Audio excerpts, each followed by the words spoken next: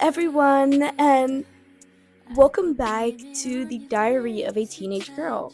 Um, I'm sorry, it has been a month since I've posted, and it's been a long time. Unfortunately, we don't know what life has in store. Not to say that life has been bad or anything like that, but I have responsibilities and I have been neglecting this one. I'm sorry. Love you. Please stay. Okay. Some life updates to begin with. First thing is that I went to the doctors.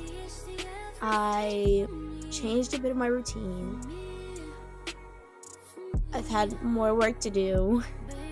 And I think that's about it. That should be about it for right now. But life has still been lifing. So, with this new, I'd say, change in my life, I'm trying to find intelligent words to use because I'm still sorry for not doing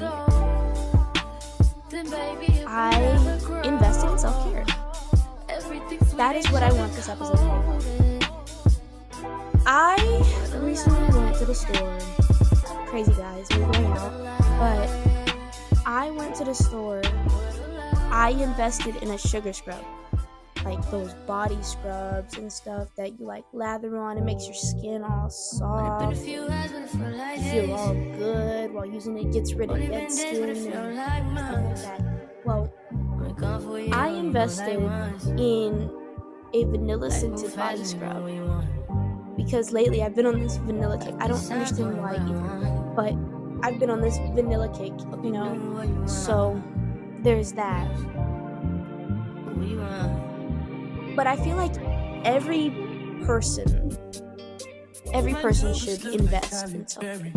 Every person needs self-care. And I mean capital NEEDS. Needs.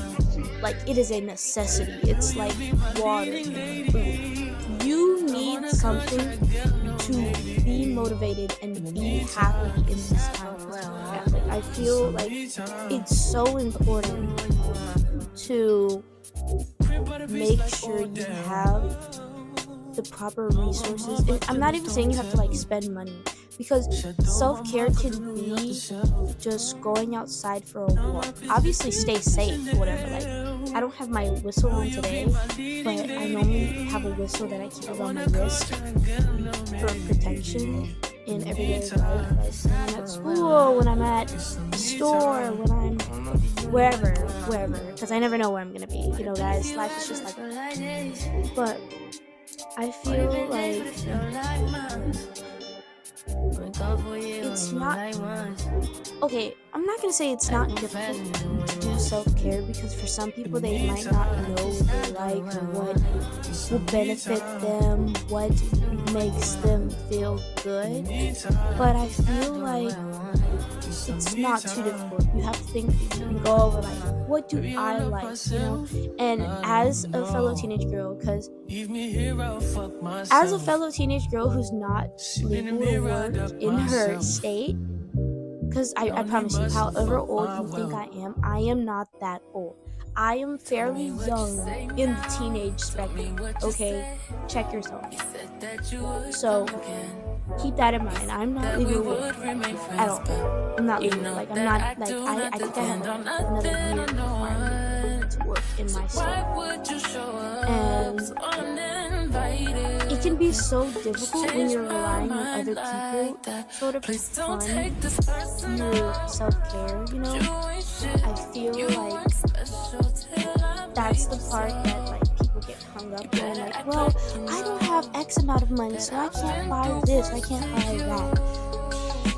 But I feel like there's also ways to get money when you're not legal to work. Personally, right now I'm currently doing an allowance and I still have my bracelet selling business on the side.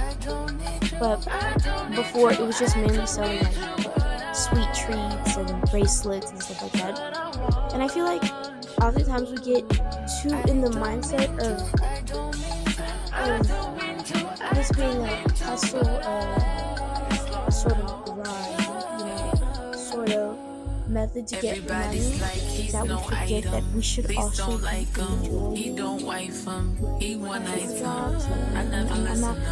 I'm obviously, if you're an adult and you don't have any other option or something like that, I feel like get your bag, sis, get your bag.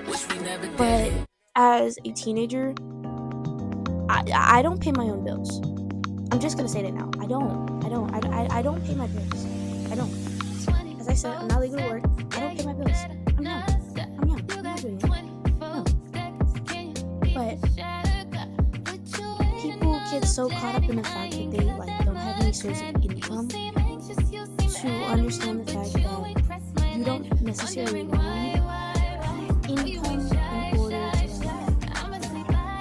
do what you want to do. Okay, let me get my purse. My purse is over there. But I recently went to Vegas. I went to Vegas August 2023 for my grandparents' vow renewal. And it was obviously amazing. But while in Vegas, I had saved up money for years, never knowing what I was going to spend it on. When I went to Vegas, I spent some of it, not all of it. I also spent some stuff on some other stuff inside my car, and etc. But I spent some of it on this bag right here. This purse right here was an act of self-care for me. Yes, an act of self-care for me. Even though I was just saying you don't need money necessarily for self-care. Sometimes if it is something that you think will generally benefit you and will make you feel good, maybe even for a long lasting amount of time, since it's not temporary, going outside and stuff like that. This benefited me so much because it was an act of self-care for me. Because I had so many purses break, I needed something durable, I needed something that wasn't gonna rip, wasn't gonna water and stuff inside of all my important items. I needed something like that in order for me to feel happy. And now I don't have to necessarily worry about my purse. I don't have to worry about things like that. That's what self-care should be. Self-care should be you getting getting your worries off your back for now. Even if you can't escape them, maybe just go outside, take a couple breaths, do something. And also, another misconception, I think, is that self-care always has to come from yourself.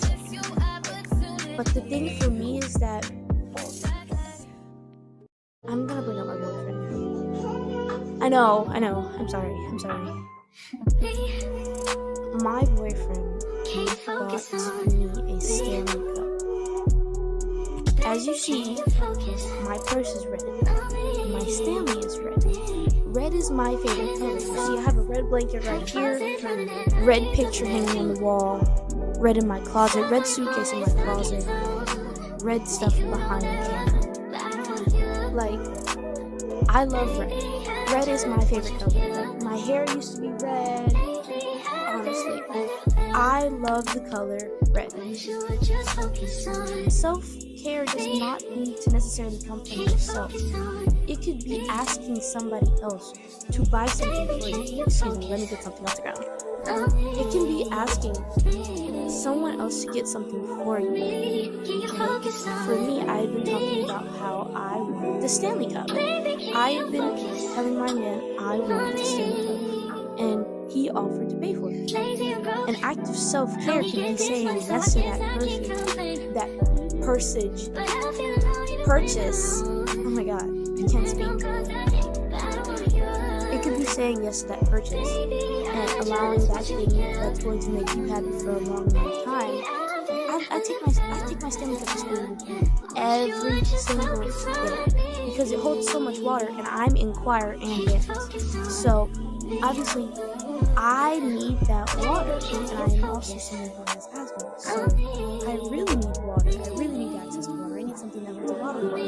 That's what I'm drinking. It was a good purchase, not made by me, by somebody that I love, who cared enough about me to spend that money, to drop that card down, to send that, hey, here you go, here's $60 in Apple Pay. You know, get yourself something nice. But it was still an act of self-care because I allowed myself to benefit from that. And I didn't stress myself out when it came to that. I didn't stress about those things.